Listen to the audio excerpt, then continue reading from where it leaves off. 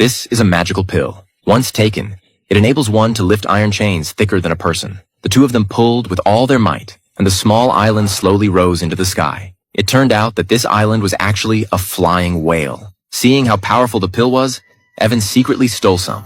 After a long journey, they arrived in front of a stone statue with a human face. They wanted to obtain the spirit of souls from the stone man to resurrect the wizard's apprentice, but the stone man was unwilling to give it to them. So Evan decided to provoke him, saying that the spirit of souls was just a legend and had no power to resurrect the dead. Unexpectedly, the stone man couldn't resist the provocation and gave them the spirit of souls, telling them to try putting it in the mouth of whoever they wanted to resurrect. Evan took the spirit of souls and walked into the cave, accidentally falling into a bottomless abyss. Surprisingly, he found himself standing on a small boat. The boat took him to the end where he discovered his father standing before him. It turned out that earlier, his father had been killed by the tree demon while helping them escape.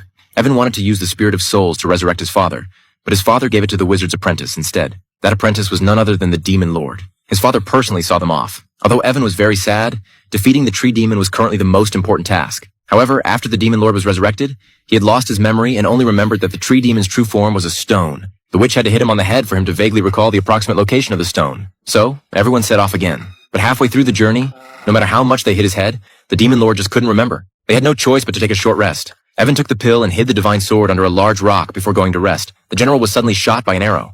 It was the magical sisters who had caught up with him. Evan's earlier tree cutting had exposed their tracks. Everyone quickly got up to face the enemy. Evan tried to retrieve the divine sword but found that the pills had all been consumed.